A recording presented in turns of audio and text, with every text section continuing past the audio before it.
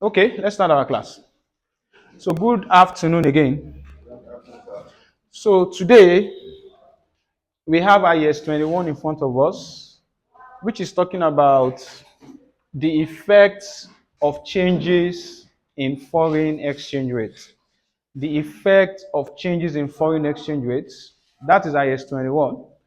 So, what do we have in IAS 21? What IS 21 wants to help us with is majorly concerning entities that consummate transactions in foreign currencies or entities that engages in foreign activities. So those activities, how do you then account for them in your local currency? So what IS21 wants to look at is that, okay, you are a resident in Nigeria, but you have foreign activities in other countries. Definitely, the currency at which you are going to consummate those transactions will not be the same as that of your local currency. And how do you deal with those kind of situations? So the first thing is this. The key thing I've mentioned here is foreign activities. Foreign activities. Now, when entities enter into foreign activities, there are two ways, there are two items that they can do. The first one is they could have foreign currency transactions. They could have foreign currency transactions. And the second is that they could have foreign operations. Foreign operations. So these are the two ways in which entities can enter into foreign activities. Foreign currency transactions and foreign operation. And these are the two foreign activities that we want to look at in this class today. When it comes to foreign currency transaction, this one is like you are in Nigeria, you now buy or sell goods in Ghana, or you buy or sell goods in London or in Paris, and you are resident in Nigeria, or you took a loan from US, or you took a loan from London, or you even lent somebody money in another country.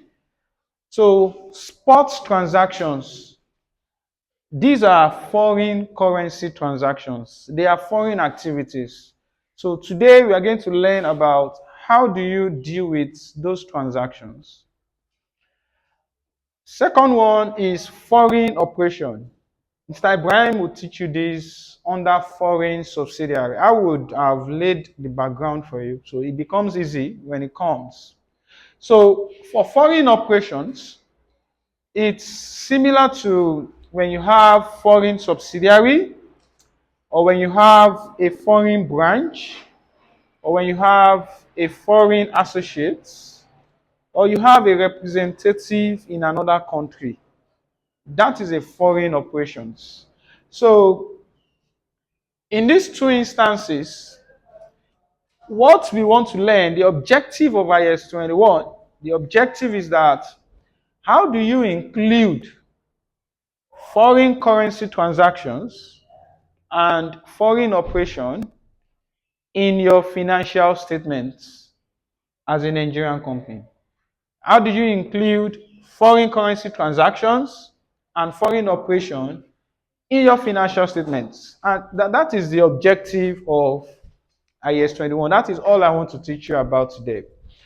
Now, for me to go into the core details of foreign currency transactions and foreign operations, there are certain terms that we need to be familiar with. The very first is presentation currency. Presentation currency. Presentation currency. As the name implies, presentation currency, then you should know that we'll be talking about the currency in which an entity presents its financial statements at the end. The currency in which it presents its what? Financial statement at the end. You cannot assume that because a company is resident in Nigeria, that means that its presentation currency must be Naira.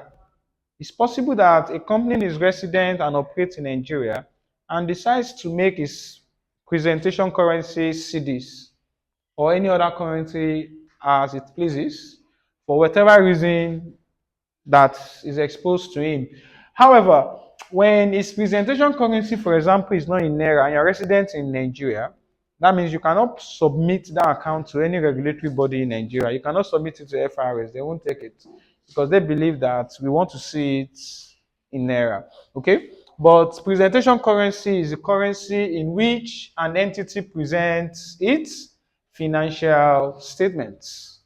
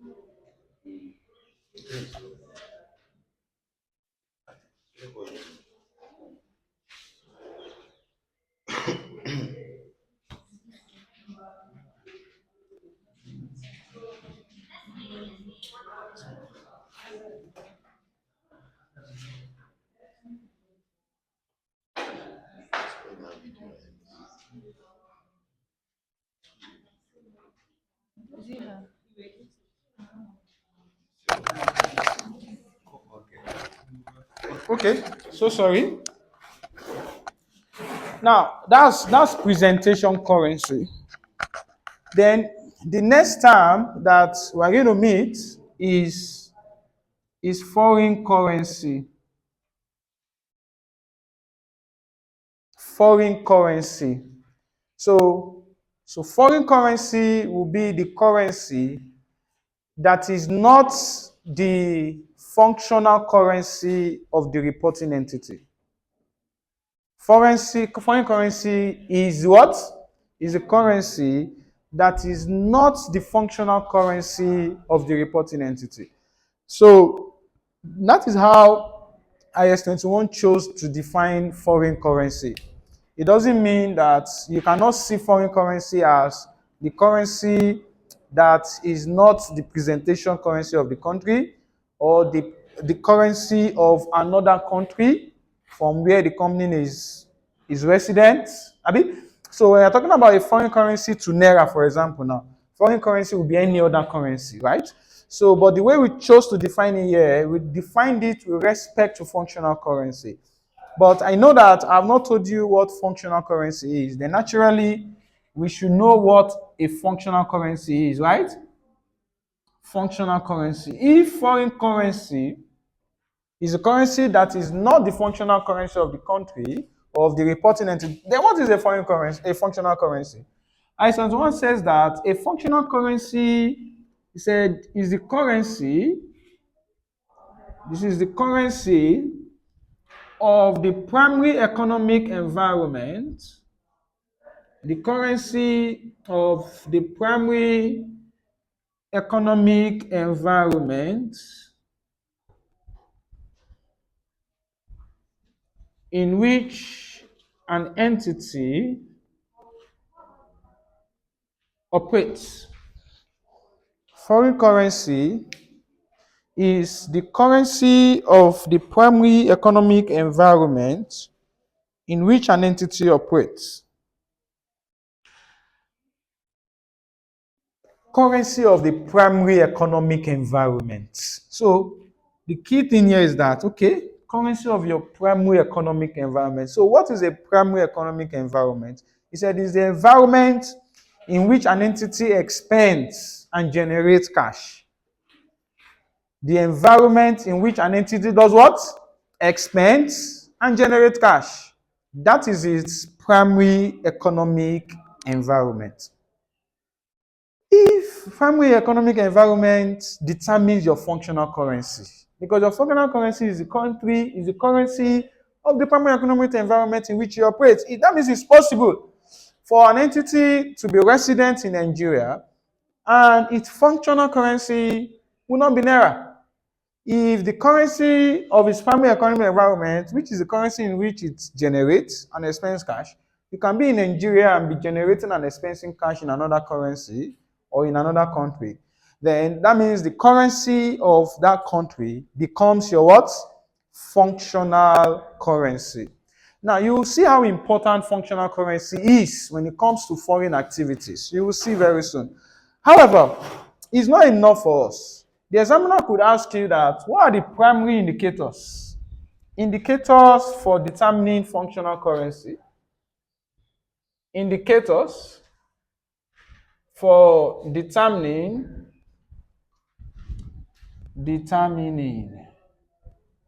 indicators for determining functional currency.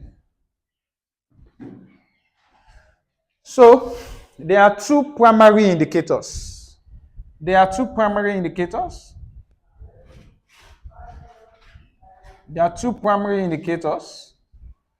Number one is the currency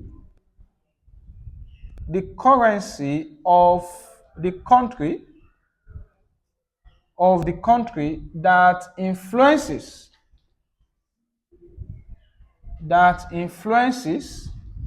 the sales price of an entity. The currency of the country that influences the sales price. I omitted price here. That influences the sales price of an entity. That's one and the most important indicator. Which currency influences your sales price? And what do I mean by influences? I mean that is the currency in which the sales price is denominated and what? And settled. That is the currency in which the sales price is denominated and settled.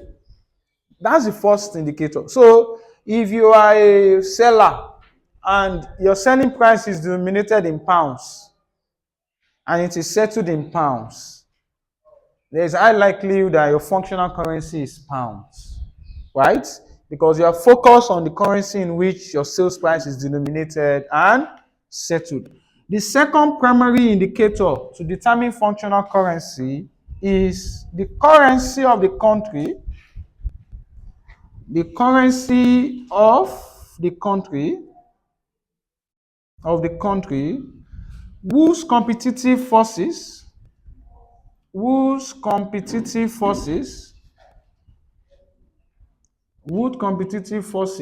and regulations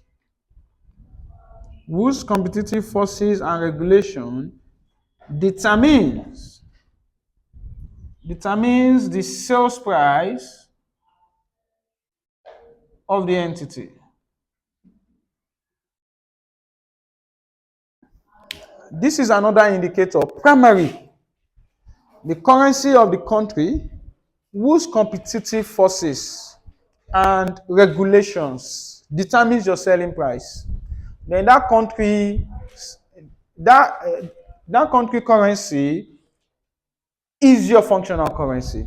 So these are the two primary indicators when it comes to functional when it comes to functional currency.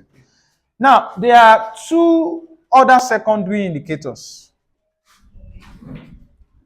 There are two secondary indicators also. So this secondary can only apply if the primary does not help. But in over 90% of the cases, we will have determined your functional currency with these primary indicators because we would see clearly the currency in which your sales price are denominated and the country in whose competitive forces and regulation determines your sales price. We will see it, and I'm sure you know what we mean by competitive forces, regulation. Like there is a government regulation that says you have to sell this, and that's how much you're selling it. Then that means it's the regulation in that country that determines your selling price. Then the secondary indicators are also two. Number one, number one is the currency in which funds, the currency in which funds from financing activities, in which funds from financing activities are generated. The currency in which funds from financing activities are generated. I'm sure you understand what we mean by financing activities, raising money, whether through equity or debt. So if you are raising money in Naira, there is most likelihood that your functional currency is Naira. If you are raising money in cedis, there's high likelihood that your functional currency is that any currency in which you are generating money, you're raising capital for your business, that might likely be your functional currency. But don't forget, these are secondary indicators. That's if these are not present, then we use these ones. Number two, the currency, the currency in which funds from operating activities,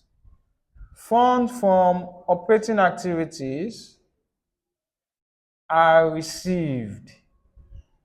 The currency in which funds from operating activities are received. That can also be your functional currency. And you know what operating activity means: selling, purchasing, rent, salaries, other income. So funds from operating activities, if it is the currency in which you receive them, or maybe pay them as the case may be, then that can be an indicator of your functional currency. Okay, why I'm giving you this is that, of course, they could ask you in the exam. So, on how do you determine the functional currency of a country? It's important you are able to tell them the primary indicators as well as the secondary indicators. Now, before I move to another terminology, because I'm still looking at the terms we need to learn, we need to understand something. Is it possible for a parent entity in Nigeria to have the same functional currency as a subsidiary or a foreign operation in, let's say, Ghana? Can a Nigerian entity have the same functional currency as a foreign subsidiary or a foreign branch? Is it possible? Yes, it is. So a parent entity, a parent entity can have the same functional currency,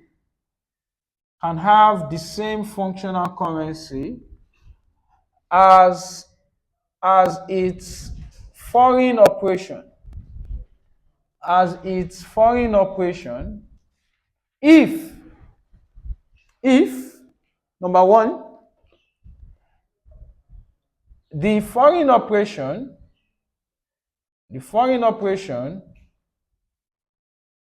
is an extension.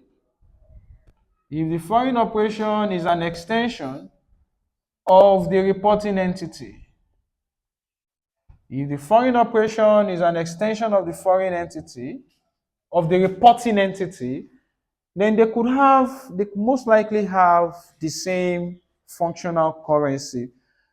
So the key thing here is this: if how can a foreign subsidiary or a foreign operation be an extension of a company in Nigeria?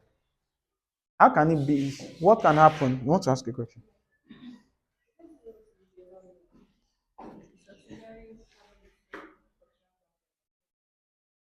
Yeah. it can be like that too. It's okay. The idea here is that both of them.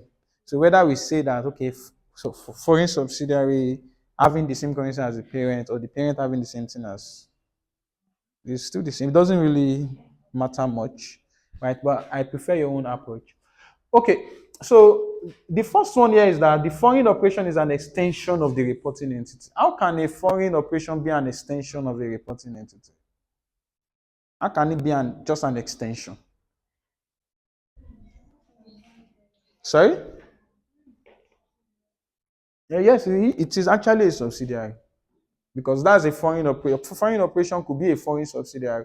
So the only way it can be an extension is if all the goods that the foreign operation sells in that country is resident in is imported from the parent entity.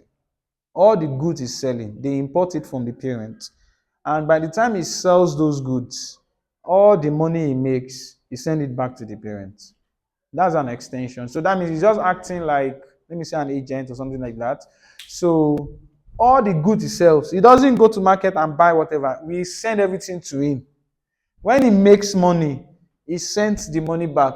So that means it is our regulation that will determine his price. He will most likely denominate those prices in error. Funds from operating activities will be in error because he will need to translate those money and send it back to Nigeria. Okay, so it's acting as an extension of the reporting entity. They'll most likely have the same functional currency. Number two, if the cash flows, of the foreign operation, the cash flows of the foreign operation is highly dependent,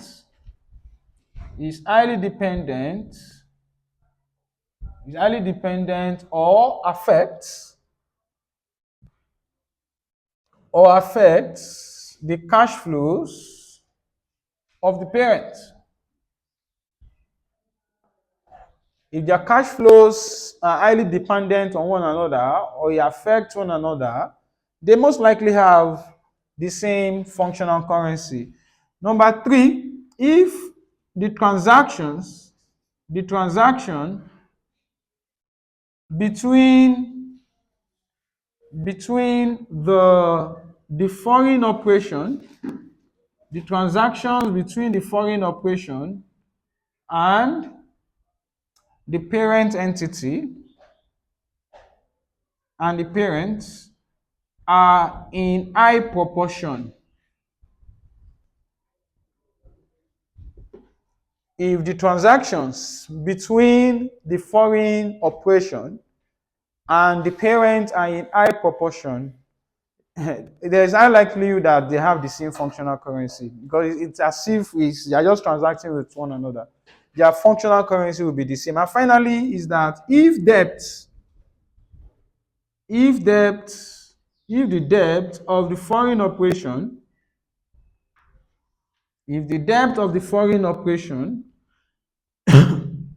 are settled by the parents,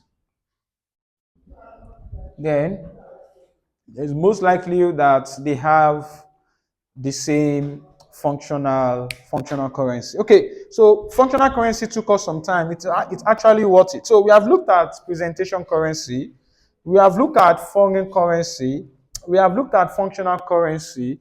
Another term that would be necessary, that would be the next one. Another term that would be necessary for us is, of course, we'll talk a lot about exchange rates.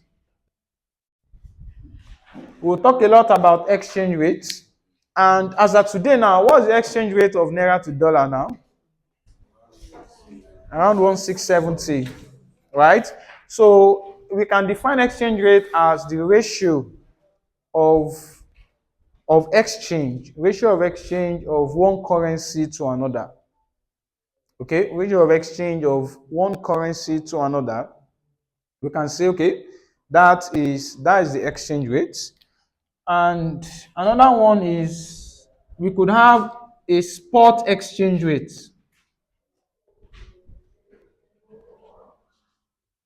Spot exchange rates. Spot exchange rates. So IAS 21 says that a spot exchange rate is the exchange rate for immediate delivery of currency. He said spot exchange rate is the exchange rate for immediate delivery of a transaction of currency. The same is the exchange rate for immediate delivery of a transaction. Spot exchange rate. So a simpler way of seeing spot exchange rate would be the date of exchange at the date of the transaction, at the date when an item is recognized in our books. That would be the spot exchange rate. And one more before I move to other things. Let me close up with monetary items. Monetary items. The rates, the exchange rate for immediate delivery of currency. And I said that an easier way to look at that is the exchange rate of the date of the transaction. Is the exchange rate of the date of the transaction. Then monetary items. I said one says that monetary item is a unit of currency held,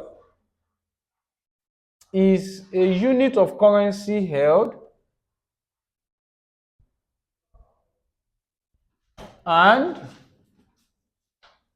assets or liabilities that will be received or paid in a fixed or determinable unit of currency. Monetary items. He said, this is a unit of currency held. So when I say unit of currency held, I'm talking about money, cash, bank, right? It's a unit of currency. So when you have cash or bank, that is a monetary item. In fact, the similitude to monetary item that you have learned in this class is financial assets or financial liabilities. They are monetary items. So a unit of currency held, if you have money in any currency, cash or bank, and whether assets or liabilities, because monetary item can be monetary assets or monetary liability. What makes them monetary is that they are received in the case of assets or will be paid in the case of liability in a fixed or determinable unit of currency. Meaning you are receiving them in cash or you are paying them in cash. And a typical example would be like your trade receivables. So when you have trade receivables now, you're expected that you are going to receive your money in what? In cash. When you have trade payables, it's a monetary liability too. It's a monetary item because you're going to settle in cash. Or when you have lease liabilities will also be settled in what? In cash. And a lot more of that. So those are monetary items. And of course, when we have monetary items, it's expected that we should have non-monetary what? Items. So they didn't really give such definition for non-monetary items. But of course, from this definition, we can know that non-monetary items are those assets or liabilities that be received or paid at a variable amount. Meaning that you cannot determine how much you will receive or how much you what? You would pay. Those ones are non-monetary items. And For non-monetary, we'll be looking at examples like PPE, for example. We'll be looking at examples like intangible assets.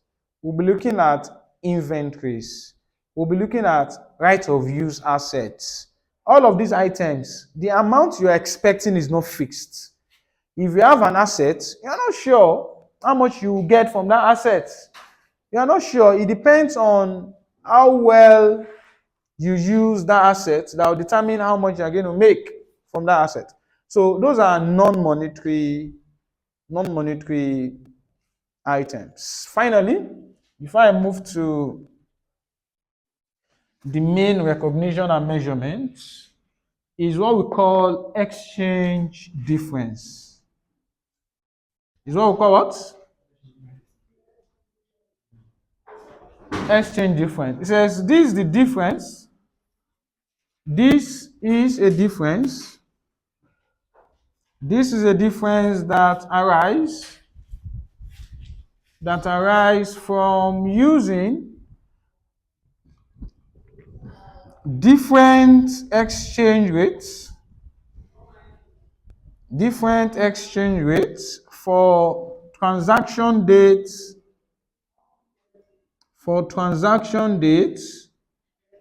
and settlement dates. Exchange difference. I said this is a difference that arises from using different exchange rate for transaction date and settlement date.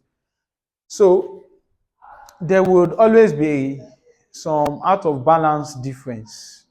You bought an asset at the beginning of the year. The exchange rate was 1.5 to $1, 1,500 naira to $1. You did not pay immediately. You are supposed to pay at the end of the month. At that end of the month, the price has already gone to 2,000. The currency has moved against you, right? So we usually book some differences, which we call exchange gain or exchange loss. But those are exchange difference. Now this definition I've given you is from the standpoint of foreign currency transactions. This definition I've given you, but it can also arise from foreign operations too. But foreign operations, their transactions are translated at the end of the year. Their financial statements are translated at the end of the year. So exchange difference will also arise from there too, by using different exchange rates for different items on the financial statement. When you use different exchange rates for different items on the financial statement, your balance sheet cannot balance. It's not possible. It won't balance because you have exchanged it using different rates. It's just like you have assets in your books. You have assets of 10 million. You have equity of 10 million. Your account balanced. And this is dollars. You now exchange this one at 2 naira to $1. This become 5. You exchange this one at 5 naira to $1. This becomes, your account will not balance. There's a difference of what? 3 exchange difference. So Mr. Ibrahim will majorly focus more on that because that is really necessary when you're translating a foreign subsidiary account to the presentation currency of the parent so that you can prepare them for consolidation. It would throw more light, but of course, I would also discuss one or two in the. Okay, now let's now go into the main recognition and measurement now.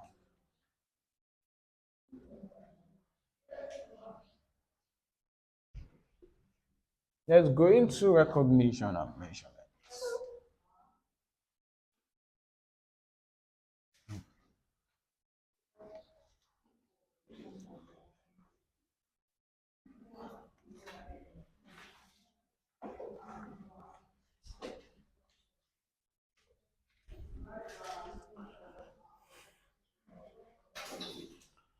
Now,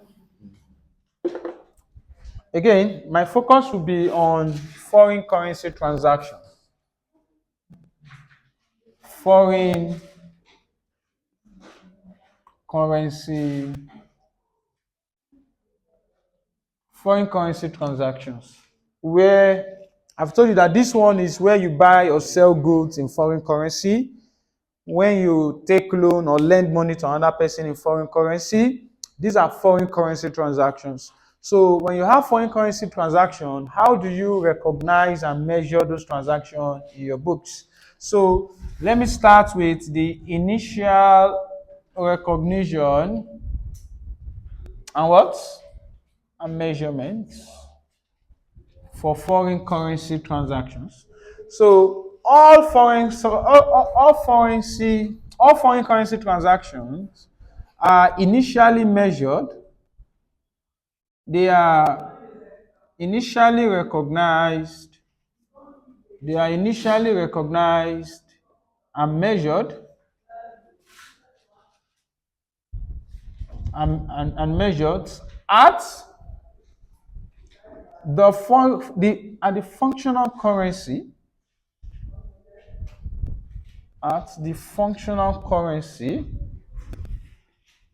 of the date of the transaction,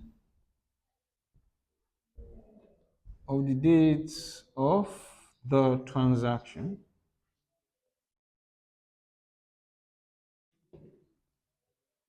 the transaction, by applying the spot exchange rate,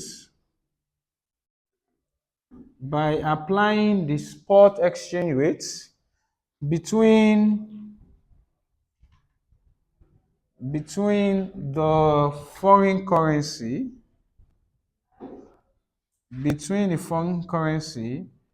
and the functional currency. Yeah, this is one of the most important parts that we need to look at. Foreign currency transactions.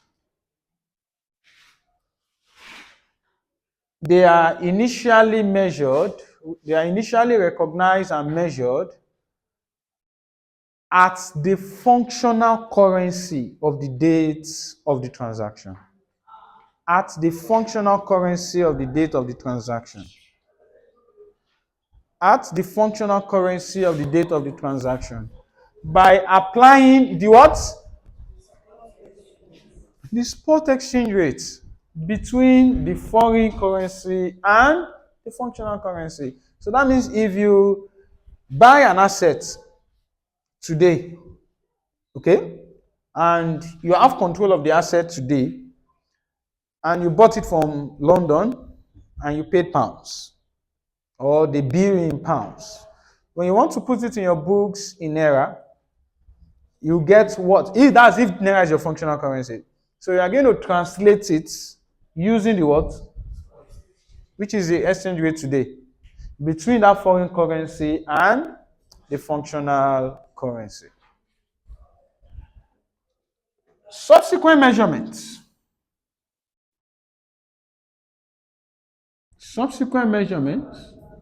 Which is at the end of the year. Subsequent measurements. Number one, all monetary items are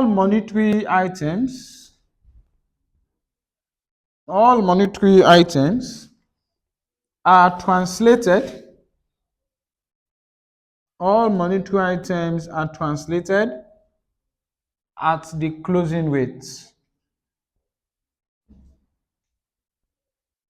All monetary items are translated at the closing rates. Number two, non-monetary items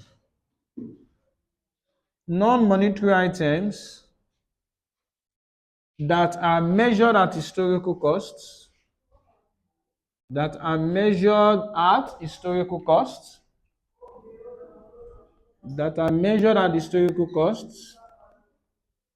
are translated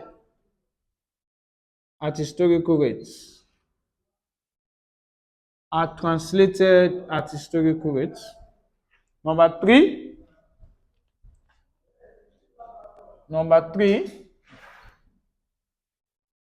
non-monetary items, non-monetary items that are measured, at fair value are translated at the spot exchange rates,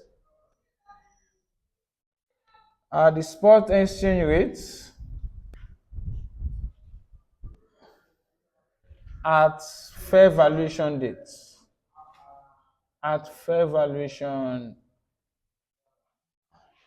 valuation dates. This is subsequent measurements.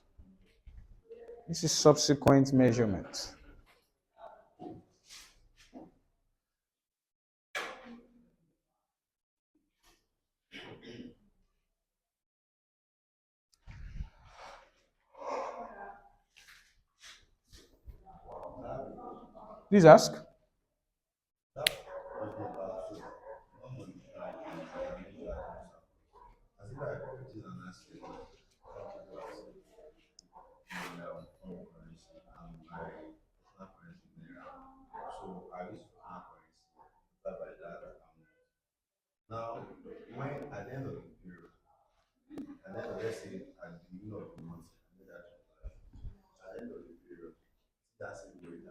Yes.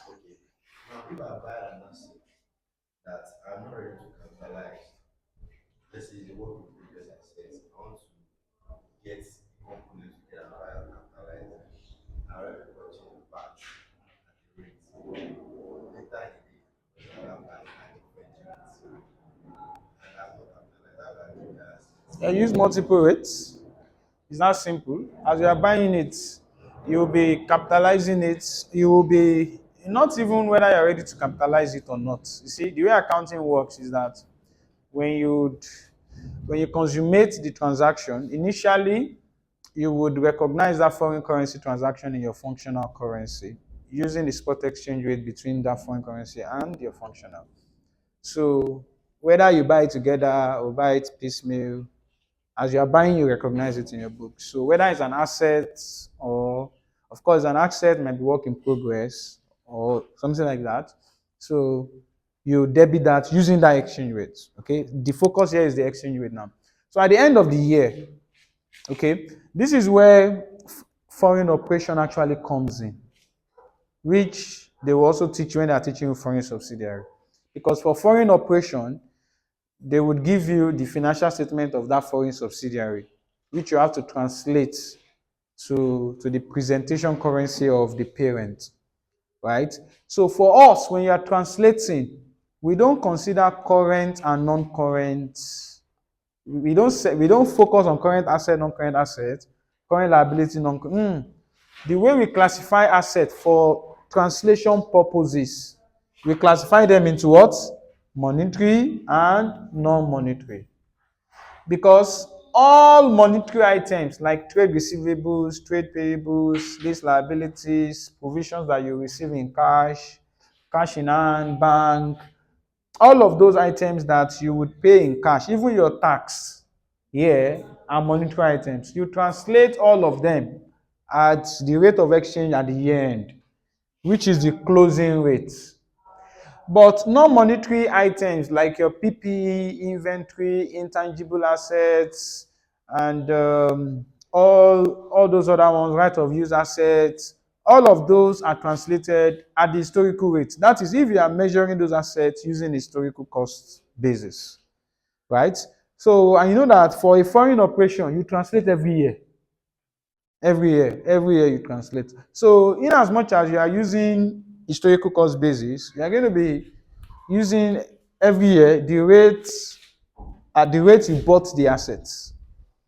I mean, the rate of exchange existing when you bought that asset. That's historical rates. The rate at the date when you acquire that asset. That's what you'll be using to translate those non-monetary. But if the asset is measured at fair value, right? So at any date that you do the fair valuation, the rate of exchange on that date, that is the rate you are going to use to translate those figures into your presentation currency. Okay, so the focus of foreign subsidiary, why the focus of IAS 21 is not just foreign operation, it also transcends into foreign currency transactions. But the focus when we are teaching you how to consolidate a foreign subsidiary, we would go a little bit above this in the sense that this one only consider balance sheet items, right? What about revenue? What about cost of sales? What about all those other expenses? Of course, those ones will be spot rate if you can identify them. But most of these transactions will happen all through the year. So we usually use average rate. You will tell you that. But I will not consider that here. They will use average rate. And of course, when it comes to consolidation, that's when you'll be talking about pre-acquisition, retained earnings, post-acquisition, retained earnings, like that. So they will tell you how you translate those as well to prepare them for consolidation, because the pre-acquisition retained earnings of that foreign subsidiary, you're going to translate it at historical rate, which is the rate when you bought that subsidiary, because that was when the pre-acquisition reserve came into existence. Then the post will be at the closing rate every year. Those are the only additions it's going to put there. And of course, when you're translating a foreign operation, there would definitely be exchange difference because you have used different exchange rates. And don't forget, the statement of profit or loss that you're translating at average rates, the profit figure flows into retained earnings, which will also further distort the balance, whatever you get, it will not definitely balance. So there's a way we calculate that exchange difference, which it would show you there, just to make your translated account balance for that foreign subsidiary. But I'm focusing on these areas for now. Okay, so that is it for the explanations. So I have 5 questions in your handout. 4 practice, 2 practice, 2 diploma IFR question, 1 ICANN last diet question. So I will solve 2 simple that practice question. I will solve 1 diploma IFR question. I'll give you the other one as assignment. Then I will solve the ICANN last diet question. Then we'll go when we are done with all that. Okay, let's hear it. Okay. This portrait is general portrait now. You know that in Nigeria now, if you want to make a transaction in dollars, sometimes you get for black market. You understand? You get for black market. Now I want to buy an asset, I get a black market rate. It will be different from the spot rate. The Well, difference, no, the difference already in that. mm, so in a normal environment, there should not be difference, right? The exchange rates should be the same everywhere. Even if there are differences, it just be simple premium that is negligible, right? So there's no place in this definition that says spot exchange rate is the official rate. Spot exchange rate is the spot exchange rate. So, I mean, practically, is the rate at which you exchange it that you should use. So Yes, sir. difference, how What's your business with the difference? So, I mean, there was a time, money is going down. yeah, is your spot, you change it at that rate. So there was a guy, one of my clients to be specific, he was able to, they wanted to buy an asset, so they were able to get it at the official exchange rates. So he now said that, okay, since we're able to get it at the official exchange rates, that means he now look at the difference between the Malam rate and the official, right? You now say, okay, that should be an additional expense. You now put it in P&L. When FRS came, they just return it back. What's that? They return it, say, but we were able to buy it because of our connection. We were able to buy it, we will have incurred more and all of that. He said, no. How much did you? And according to this standard, because what he did was to translate it at the black market rate. He translated it at the black market rate. Okay, you now look at the difference between the black market and you now say, okay, we are making a loss of this value. That okay, we lost because we were unable to get it. That's why we were unable to get like that. So, I mean, similar to what you're talking about, I told him no, because I'm their task consultant. I said no, they will disallow this. And again, you should not. What way did you exchange it? Just if it's the official, recognize it at the official rate. That's the spot rate. Okay, so the spot rate is the rate anywhere you get it. Yes, that is your spot exchange rate at that date. I mean, as a business person, you want to get the best. So IFRS is not rule based. Like, okay, it has to be this one. No, it's the rate you got it. Okay, let's open our pack.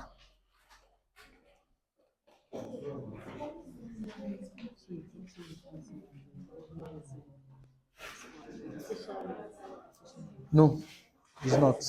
It's not. So we don't see spot rate as okay, the government rate. No, the spot rate is the rate for immediate delivery of currency or transaction. What rate were you able to obtain that currency? Yes, that's the spot exchange rate, not whether black market rate or whatever. The rate you actually got it. They could vary.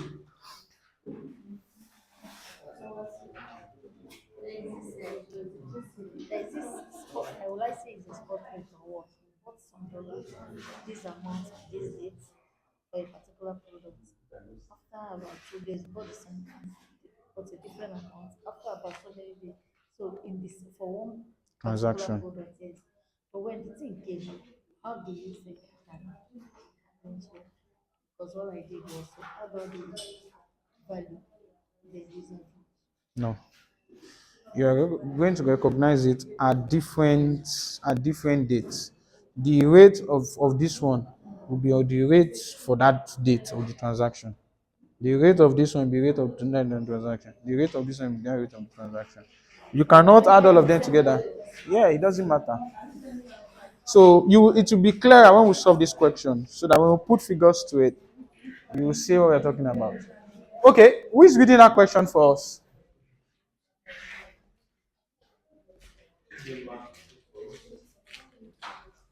Who is reading the question for us?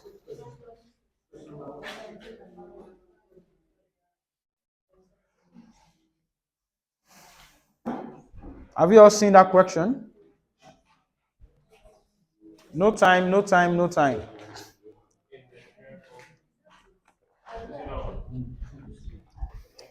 Which page? Yeah, take. A, a Nigerian company buys a large consignment of goods from a supplier in US. The order is placed on 1st May and the agreed price is $124,250.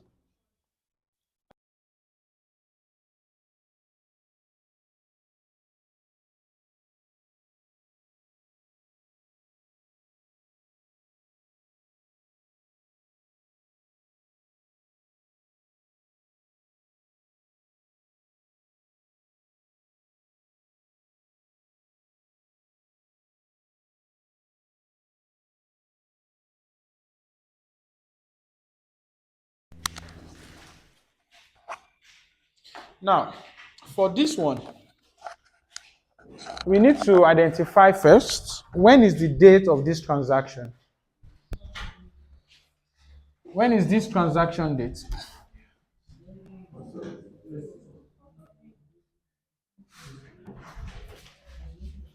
Transaction date is 1st of May. And on this date, what was the exchange rate?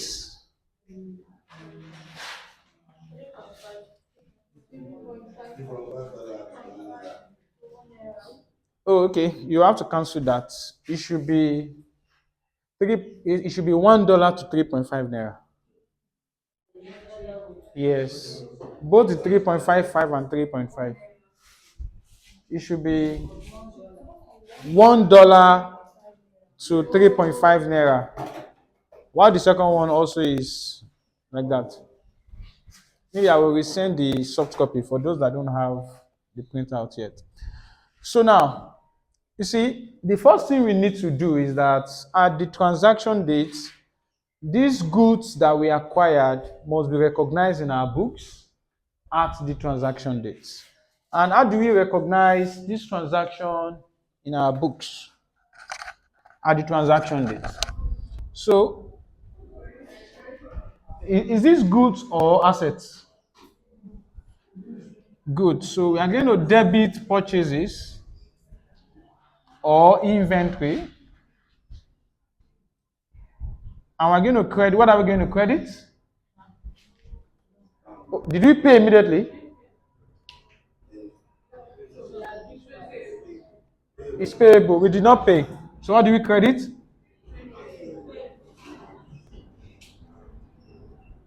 Trade payables. Now, how much now? How much was the value of the goods we bought? 124, 250. Now, we need to get the value in naira, and the rate of exchange is $1 to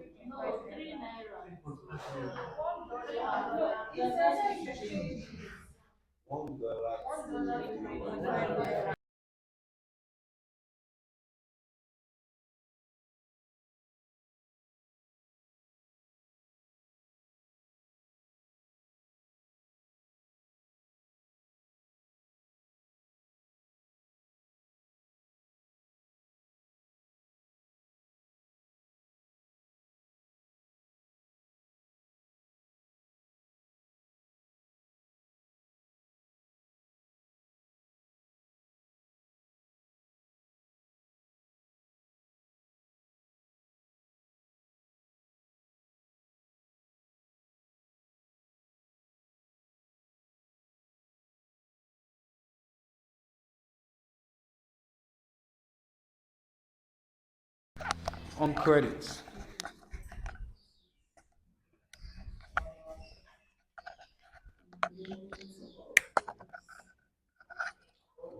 Now, when did we now pay?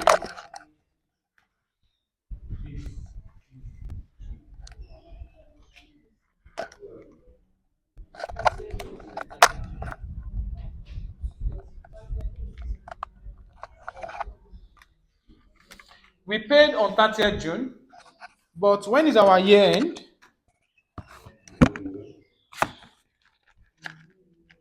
You were not giving the year end. Okay. So let's check the settlement dates. Sorry, I need to borrow this.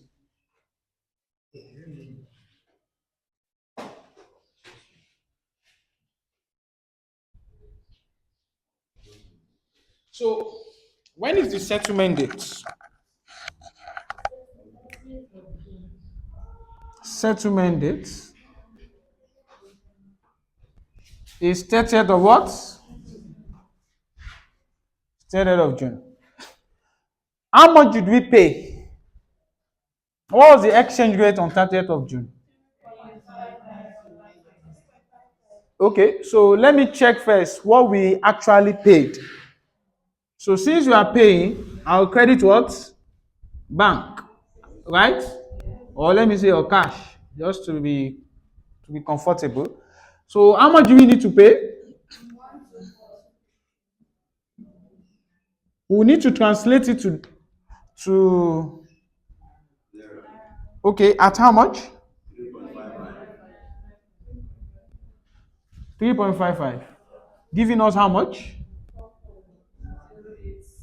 4,088. Now, without even any technical intervention, or me telling you whether we are making a gain or a loss. Are we making a gain or a loss here? How is it a loss? Now we are paying higher. Because ordinarily, if we had settled on this date, look at what we have paid. But because the settlement date is different, rate is different, we are paying more. There's a loss here. So how do we recognize that?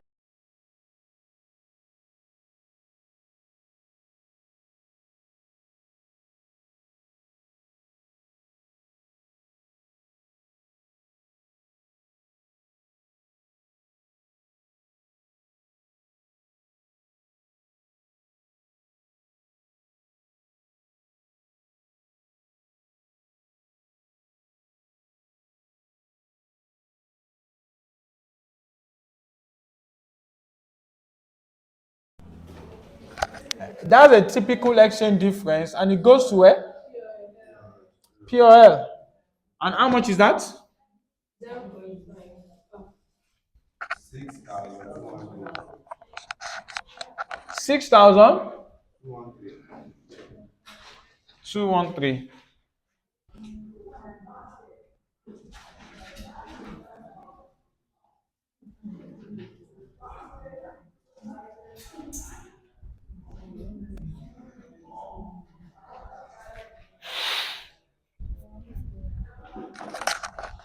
Let's go to the next question.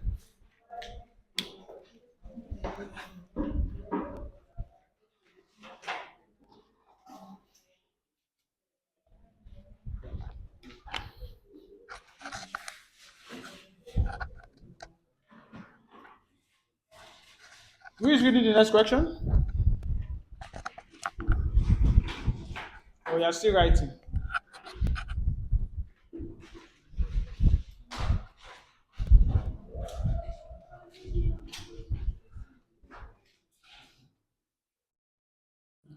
Who is reading the next question?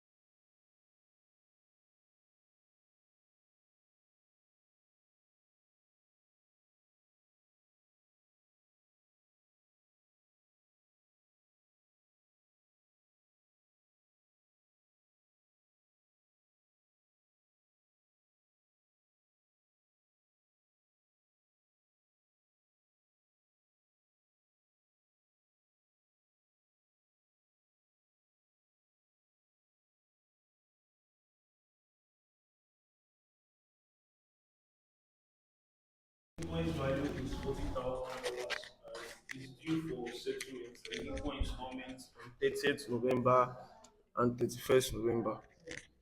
Yeah, of course you do. Edo PLC, whose year end is 31st December, buys some goods from Ronicare of US on 30th September. The invoice value is $40,000 and is due for settlement in equal installment on 30th November and 31st January.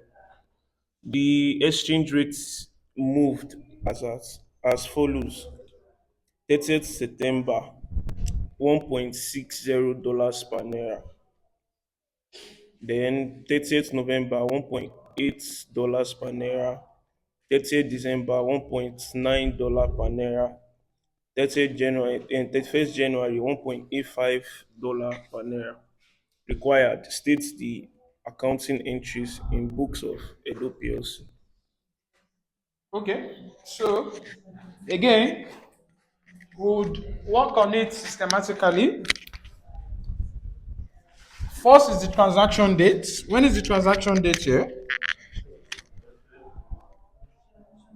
Transaction date, the date where we bought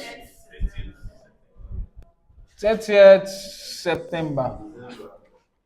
3rd September. Sorry. So, what did we buy? Did we buy assets or goods? So, we simply debit purchases or what? And we credit what?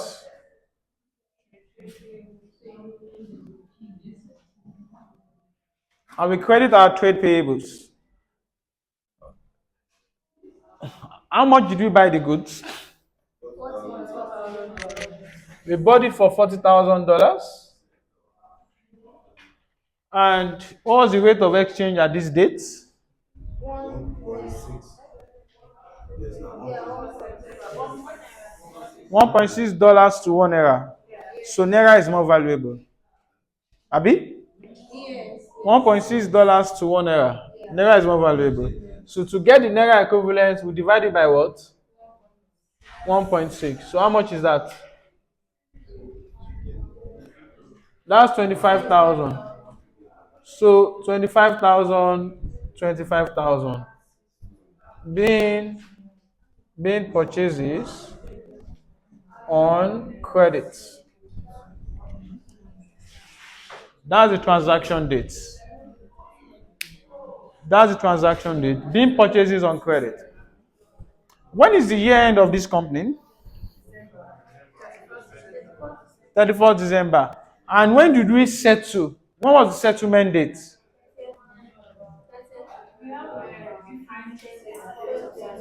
We have different settlement dates. How are we supposed to settle actually? How much are we settling first?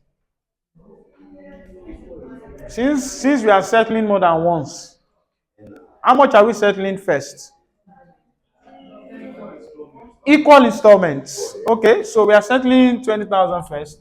So first, oh, they told us, oh, there's no way. They have to tell us. Equal installments. So the first installment date or the first settlement date, you said it was when? The 30th of November. So the best approach is first determine how much you are paying. From there, you'll be able to know whether you are making a loss or a gain. So how much are we paying? Let me credit my bank. So how much are we paying? We are paying $20,000, which is half. What's the exchange rate at that date? At 30th November? 1.8. How much is in naira?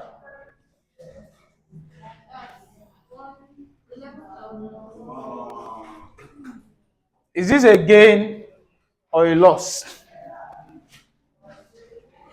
Is this a gain or a loss? How?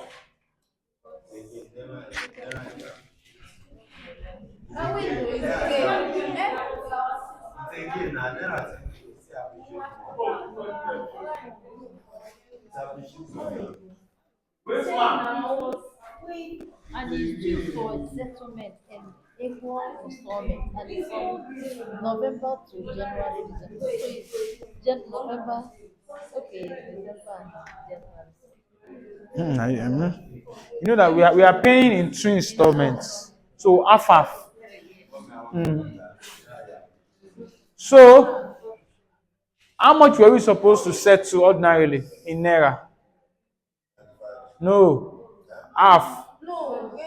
We're supposed to settle half, which is 12.5. So how much are we settling now? Is a gain. That is the best way for you not to make mistakes. How much are you supposed to settle? How much are we settling? Easiest way for you. But if you have another way that is easier, good for you. So credit bank, this. I know that I have a gain, but before then, let me cancel out my trade payables first. I debit my trade payables with what it should be, what I should have settled, which is how much? 12,005. So I have made an exchange gain. I have made an exchange gain of how much? 1,000 1,389.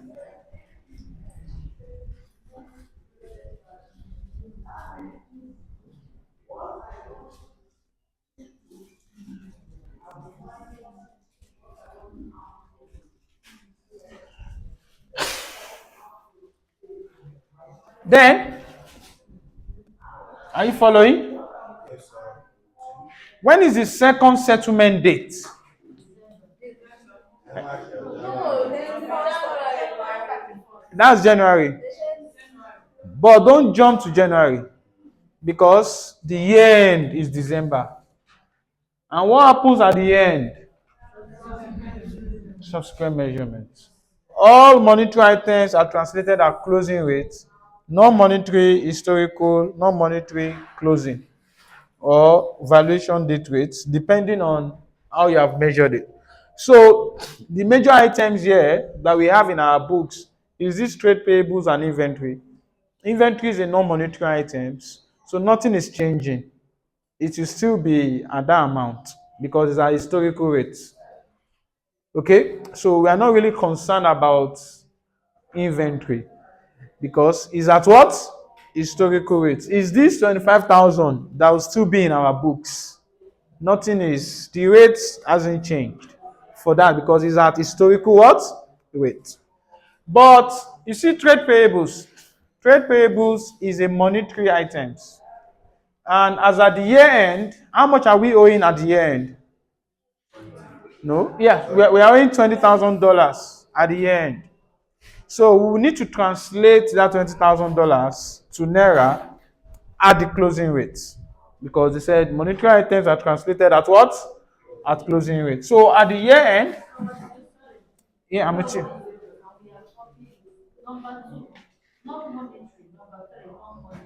Yes. Non-monetary items that are measured at historical cost are translated at historical rates. Non-monetary items that are measured at fair value are translated at the spot rates at the fair valuation date. So it's correct. So at the year end, and when is the year end? December 31st. 31st of what? December. 31st of December. And at that 31st of December, what should be the trade payables balance? If you translate it, trade payables balance, it will be a $20,000. Abi, what was the exchange rate as at December? 1.9. Then, It should be how much? 10,000. 10,526. So at the year end now, are we going to be having an exchange gain or an exchange loss? Exchange gain. Because the balance on our trade payables should actually be 12.5 because it was 25,000. We have settled 12.5. Abi, the balance was 12.5. Now we are saying that no, based on the rate on this date, it should be 10,526. Good for us. What we are owing has reduced. So we will need to bring down the trade payable balance from 12,500 to 10,526. And if you want to decrease a liability, are you going to credit that liability or debit it? Debit it. So we're going to debit trade payables with the difference. So what's 10,526 minus 25? How much do you have? 1974. And what do you credit?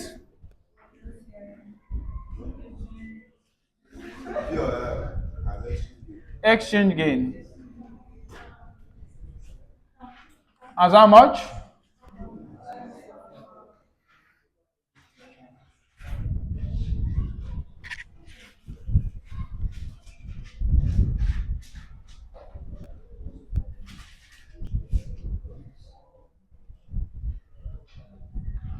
In recognition of exchange gain at the end. So look at how systematic is this. First, transaction dates, then any settlement date will book exchange gain or losses, Then at the end, sorry, 1.9 naira. is it not 1 naira to $1.9? Dollars, dollars. Uh-huh.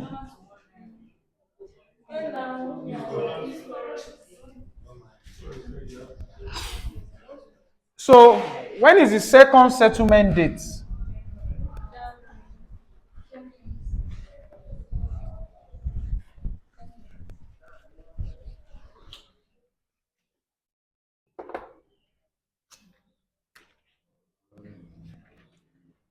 At the second,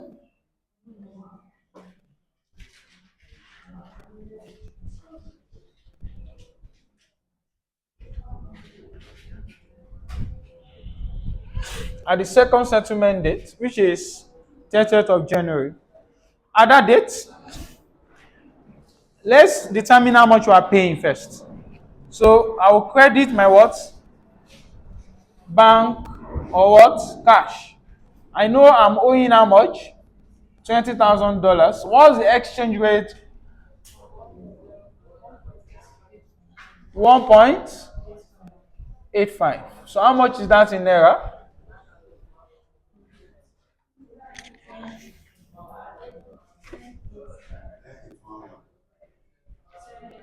10,811. So on this settlement date, am I making an exchange gain or an exchange loss?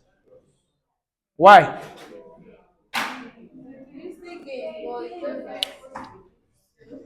If it's a gain, fine. No, if it's a loss, Your liability are 10,000 and what?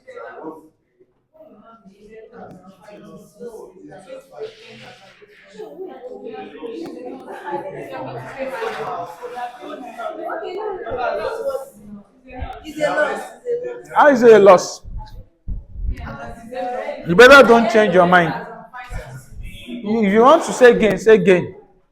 Is it gain? You are already have liability that How? To 10,000.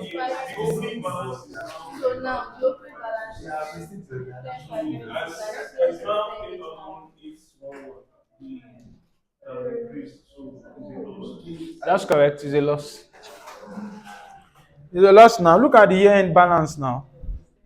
10.5. Now you are settling with 10.8. That's a loss. You're paying more. So I've credited my bank. My trade payables, let me cancel it out first. It was 10.5 what? Then I will debit my exchange loss. I will debit my exchange loss in my P&L. And how much is the loss?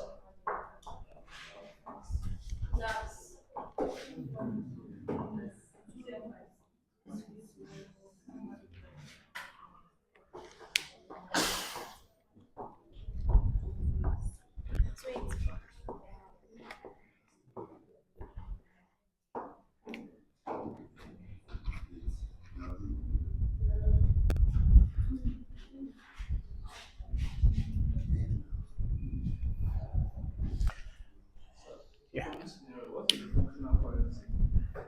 Is the naira? Yes. Functional currency is the naira, except otherwise stated.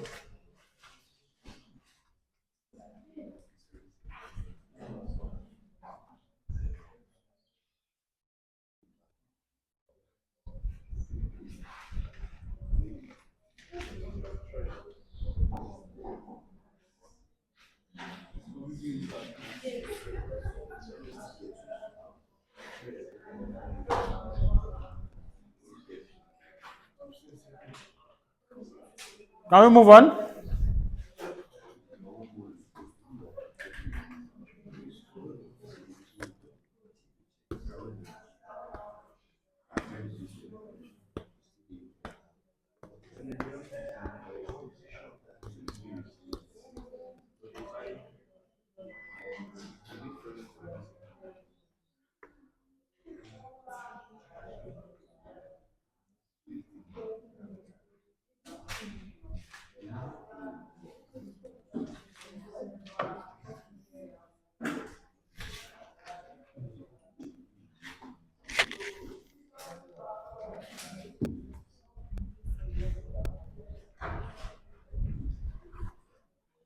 Yeah.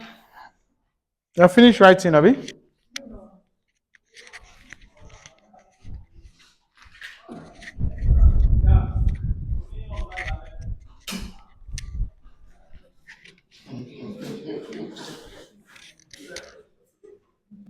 I'm also.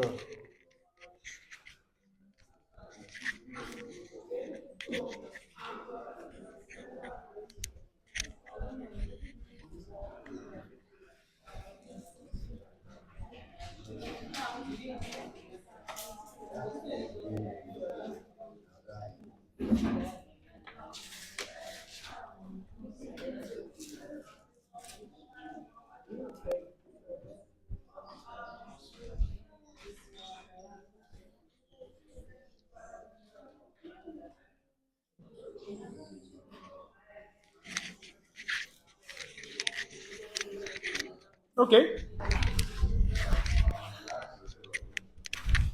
Take. On 1st August 2015, Delta purchased a machine from a supplier located in a country whose local currency is the grout. The agreed purchase price was 600,000 grout, payable on 31st October 2015. The asset was modified to suit Delta's purpose at a cost of $30,000 during August 2015 and brought into use on 1st September 2015. The directors of Delta estimated that the useful economic life of the machine from date of first use was 5 years. Relevant exchange rates were as follows: on 1st August 2015, 2.5 grout to $1. On September 1st, 2015, 2.4 grout to $1. On 30th September 2015, 2 grout to $1. On 31st October 2015, 2.1 grout to $1. Required. Explain and show how the event would be reported in the financial statement of Delta for the year ended 30th September 2015.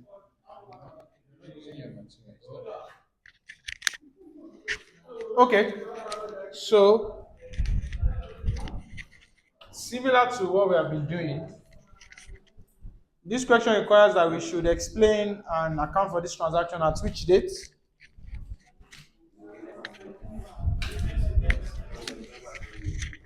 September 2020, what? 2015. That seems like the year end of that company. So let's start from the transaction date when we bought the assets. So, first, at the transaction dates, and when was the transaction date? 20 what? 1st of August 2015. And on this transaction date, how much did we buy the assets? 600,000 gold. So, us, what is our functional currency? That's dollars. So, we need to translate it to dollars. So, we'll debit, is it equipment or machinery? We'll debit the machine and we'll credit our what?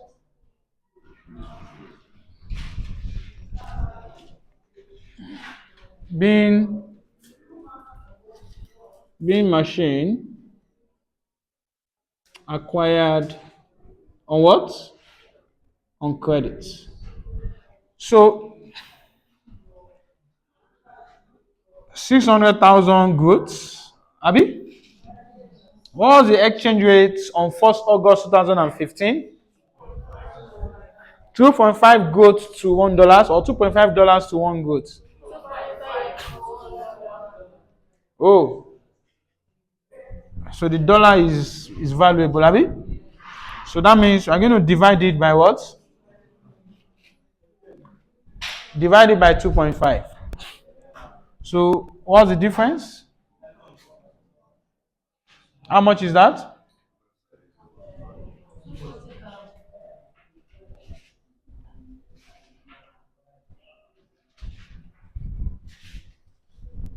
240,000.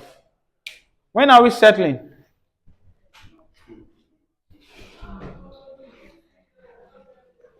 When is the settlement date?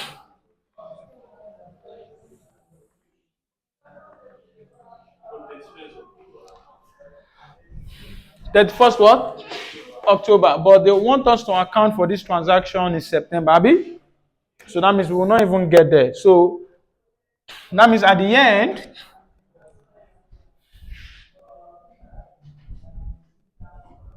which is 30th what? Which is 30th September. This machinery, we are going to translate it at which rate? We are going to translate it at which rate?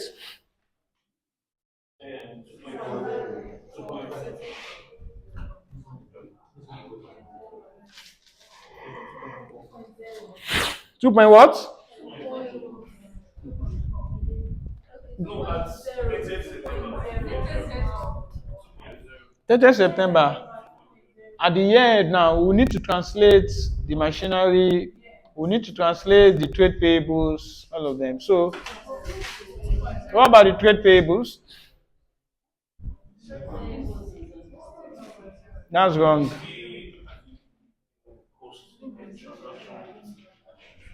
For which one? Okay. At the end, the machinery, is it a monetary item or a non-monetary item? So, what's the rate you use in translating non-monetary items? At the historical rate, Abi? Which is how much? So that means machinery will not change. It remains what? The same. Because we use historical rates. But for the payables, is a monetary item. And I told you that we translate them at which rate? At the closing rate. Okay, the rate at the year end. Because this is talking about the what? The year end. You need to understand this because this we are solving is what they will ask you if they want to ask it as a separate question. If you want to ask it as part of your group accounts question, that's how they will ask it to. So at the transaction date, rate at that date, at the year end, rate at year end for monetary, but for non-monetary, historical rates. Except if those non-monetary were remeasured at the year end, then you use closing rates. Well, I will get there. So let me deal with this. I just want to follow the way I've been teaching you from year to year. So at this date now, what will be my trade payables balance?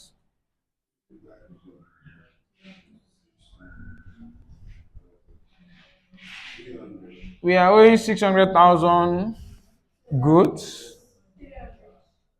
divided by what? And that's how much? Is this an exchange loss or an exchange gain? It's a loss.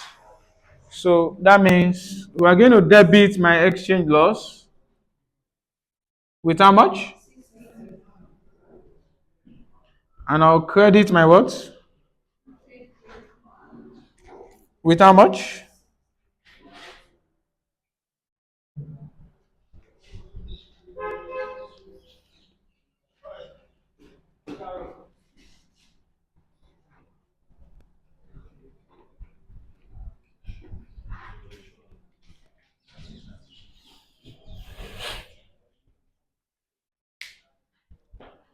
That's all.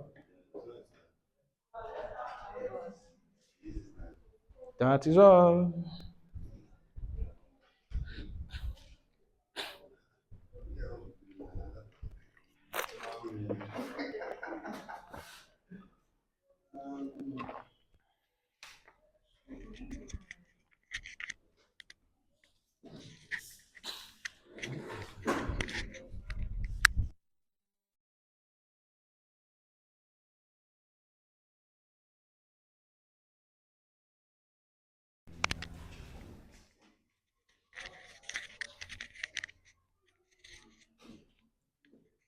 What's the time now? Uh-uh. The time is slow today.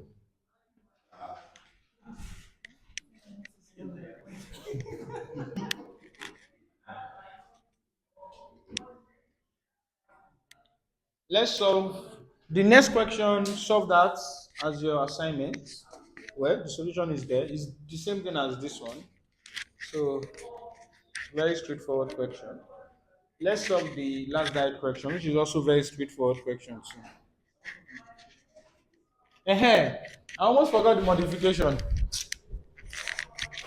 So there was a modification at the date we bought it, Abi, and that modification was done in our local currency.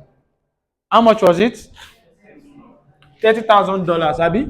So that means the total cost of the asset is now how much? Because that modification, are we going to capitalize or expense it? So that means total cost of the asset is 240 plus what? 30, which is how much? So all we need to do now is to calculate our depreciation per annum. And why am I even considering depreciation per annum here? It's because they gave me the useful life of the asset. So depreciation per annum is 270. What's the useful life of this asset?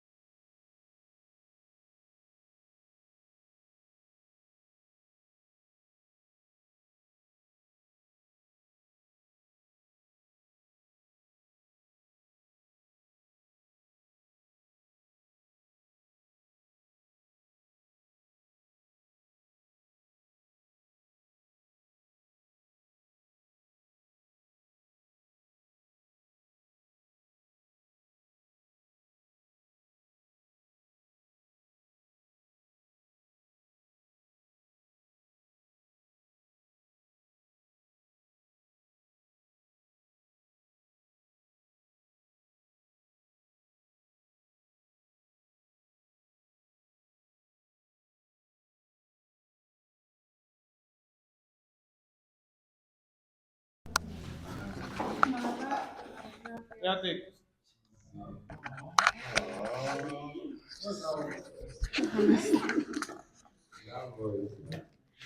Calabar Nigerian PLC, a company located in Ajao Industrial Estate, Lagos. The company specializes in the production of Adira t-shirts. The company has a number of subsidiaries located in the South, South, and Southwest regions of the country and overseas. On October 1, 2022, Calabar PLC acquired 100% of the ordinary shares of Mansa Coco Limited, an Adira t-shirt distribution company based in Gambia, West Africa. The official national currency of the Gambia is known as Gambia Dalasi (GMD). The draft financial statement of the draft statement of financial position of Mansa Coco Limited, prepared under Gambia GAAP as at September 30th, 2023, is as follows. All figures assumed correctly. Then additional information. The following are the key transactions of Mansa Coco Limited under Gambia Gap. There is no deferred tax under the Gambia Gap. 1. Equipment. On January 1, 2023, Mansa Conco Limited acquired some specialist equipment from the USA for $150 million. Payment for the equipment was made on March 31st, 2023. In accordance with the local Gambia Gap, the cost of the equipment was recognized on January 1, 2023 at GMD 50 million using the opening rate of exchange at October 1, 2022. Full year's depreciation of GMD 5 million was charged to cost of sales as Mansa Coco Limited depreciates the equipment over a 10-year life and it has a residual value. Hence, the equipment was included in the statement of financial position of Mansa Limited at GMD 45 million. The sum of GMD 12.5 million has been debited to retained earnings. This is in respect of the difference between the amount paid to the supplier of GMD 62.5 million on March 31st, 2023, and the cost recorded in the non-current asset of GMD 50 million. Then impairments. Mansa Limited bought a warehouse on October 1, 2016 for 180 million GMD. The warehouse is being depreciated over 20 years with no residual value. On October 1st, 2022, due to a rise in property prices, the warehouse was revalued to 210 million GMD and a revaluation surplus of 84 million GMD was recognized. No transfer are made between the revaluation surplus and retained earnings under Gambia Gap in respect of depreciation. However, there has been a slump in the local property market in Gambia recently, so an impairment review was undertaken at September 30th, 2023, and the warehouse was assessed at being worth 60 million GMD. Therefore, a charge of 90 million GMD was made to profit or loss to reflect the difference between the carrying amount of the warehouse of 150 million GMB before September 30th, 2023, and the new value of 60 million GMD.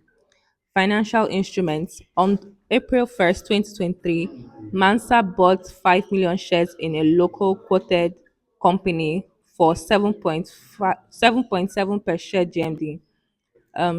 This represents a 3% shareholdings. The intention of the company is to hold the shares until December 31st, 2023, and then sell them for a profit. The shares have been recognized at cost in the statement of financial position in accordance with Gambia Gap.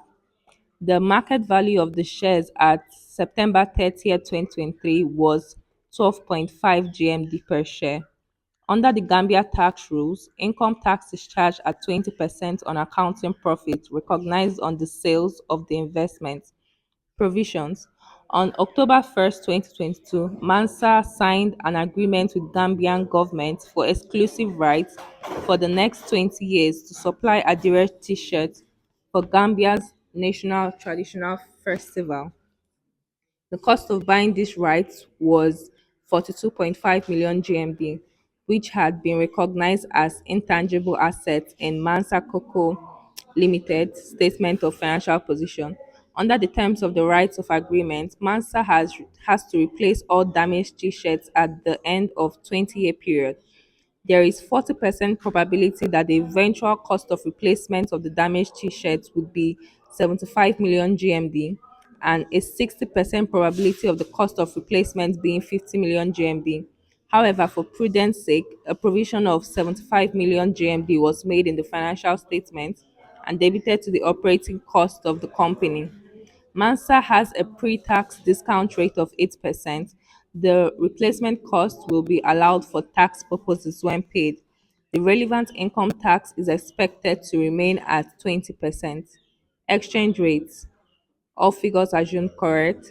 Note: in Gambia, the tax treatment for PPE and exchange differences is the same as we have under IFRS treatment. The following are the exchange rates between Gambia Dalasi, that's GMD, and Nigerian Naira. All figures assumed correct. Required: as the financial controller of Calabar Nigerian PLC, draft a report addressed to the finance director of your company explaining any adjustments which needs to be made to ensure that the subsidiary company Mansa financial statements comply with IFRS requirements. Then two, prepare a revised statement of financial position for Mansa Cocoa Limited that will be suitable for consolidation with the parents Calabar financial statement as at September 30th, 2023 in accordance with IFRS. I know, right? Okay, so this is still the type of question you still see this diet again. So I want to believe Mr. Ibrahim have been solving something like this, or he's still in a group counselor to are still doing. That's what you're still doing. Be doing it a good counselor too. That was not what will come out in your exam. Nobody will ask you all of those ones again. So this is something. This is a typical number one question. So when I saw this question, I saw that if you look at in fact, in the exam, the first thing you should do with this question is to read the requirement of the question. That's the first thing you should do. You need to read what is the question asking you to do. Then if you read that, and to open your mind, you will see that one, they want you to draft a report first. It's a report they want you to draft. And in this report, they want you to explain, not calculate, don't start doing calculate. You will not get plenty marks. Explain. So you need to properly write a report and explain, of course, with calculations, right? And they want to explain how you're going to ensure that Masakonko accounts comply with IFRS. So what are the IFRS adjustments you are going to make to ensure Masakonko complies with IFRS?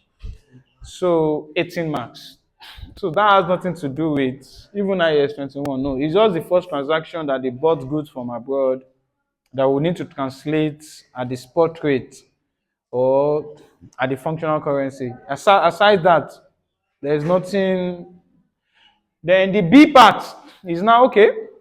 When you have done the corrections to Masakonko account and you have an updated trial balance, they now want us to translate that guy's account because that guy is in Gambia.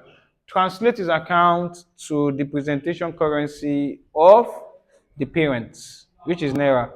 So that's where all those things I thought you would come in: monetary items, closing rate, non-monetary, historical, non-monetary at fair value, at the fair valuation rate. Okay, so then that was 12 marks. So this diet again, the A will be something like that. They will give you adjustments. So you have to adjust either the parent account or the subsidiary account. Update. You are going to update the account. Then the B, while this one was just that translates, the B might be oh yeah consolidate, right? That consolidate. But the very first, and now they know that the most important thing is not the consolidation itself, because consolidation is done mostly at the year end when auditors come. You're the one that come and consolidate your books. But the major item is your ability to prepare the individual account of those companies, and which is the direction this guy is taking. So I'll just inform that you agreed with Mr. Desalu that I should come by 4:30, right? Because that's what Joshua is telling me. Sure. So you have the solution here so that I will not keep Mr. Desalu waiting because we already told him to come. So we won't be able to solve this question. No, we can't solve it next week. We won't be able to solve it because next week, ordinarily, we're supposed to do ratio analysis next week. So when